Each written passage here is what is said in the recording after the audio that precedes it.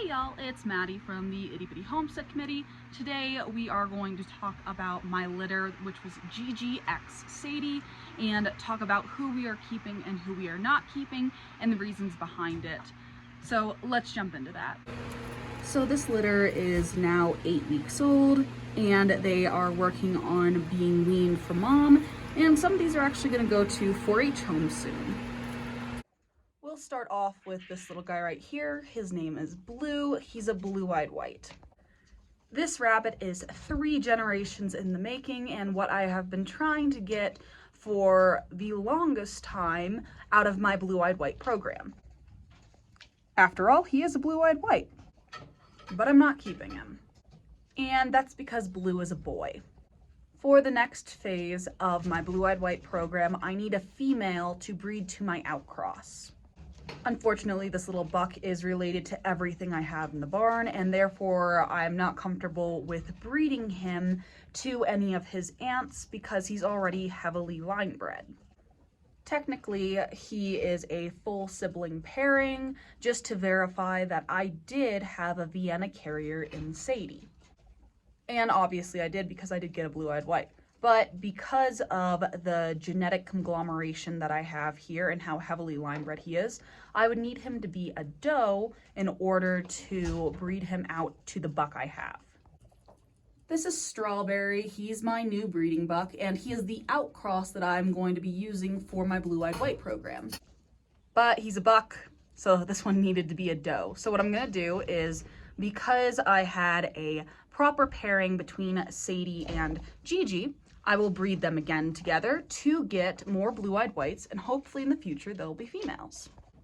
Next we have Nougat. Nougat is a really sweet little buck, but he's a buck. He's also a broken castor, and I'm trying to get away from castor lines. He also has a half nose marking. So as you can see, he only has half of a butterfly, which is fine, and I can show him, but it is a fault, and it is points off because it's not an even butterfly. And I do have this genetic problem that pops up every once in a while, and I don't want to perpetuate it in my lines. That, and he's a buck. Next we have Meatball. Meatball is an adorable little boy, but he's also a lynx. I honestly thought he was a lilac when he was a baby, but he has a bright white undercoat. He's also a huge spaz and is kind of crazy. With that being said, I have a little 4-H'er who is going to take him and absolutely adores how he is. So Meatball's going to be going to a new home soon, and I'm very excited to see how he does for this little boy at show. Next, we have Kimchi. Kimchi is a little chocolate doe, and to be honest, I'm kind of on the fence with her. She's a bit more long in the shoulder than what I'd normally like to see, but she has a really nice high point, and she has pretty good depth, I would say. She's about as wide as she is tall. But the reason I'm on the fence about her is she would be my second pick after the big blue baby that I lost last week. And I have a 4-H'er who is looking for a good chocolate doe, and she might do really well for her, to be honest. But again, I'm on the fence, and I want to see how she grows out before I decide which way she goes. Either way, she's going to do great for somebody for show. I'm just not sure if she's right for my program or not. Next, we have this little low Rufous castor doe, and to be quite frank, we're going to cull her.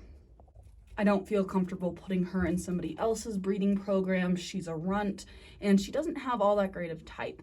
This is actually Little Bit, if you saw my video about cleaning nest box eye, and that's cleared up really nice, but I honestly don't think she's going to be beneficial to anyone's breeding program.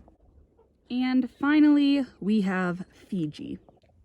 I was hoping this little doe would be just as good as the blue that I wanted to keep that passed away on us, but unfortunately, this blue just does not meet the mark. She has a long shoulder, she looks pinched in the hindquarters, and to be quite frank, she looks kind of like a tube sock. That blue is the complete opposite of the blue that I wanted to keep. And again, I honestly don't think she's going to fit any program. She's just poorly built. And it's disappointing because her sister was spectacular. And I wish I would have gotten some posing pictures of that baby before she passed, because you could see the difference in it. And it was just outstanding how 2 bunnies in the same litter could have such different dispositions and different type. So in this litter, I'm not happy right now, to be honest. I might keep that chocolate, but also I might not. I'm gonna give her a little more time to fill out. And again, she's a little long in the shoulder, and I need something that's a little tighter in the shoulder, because what we're working on right now in our breeding program is shoulders.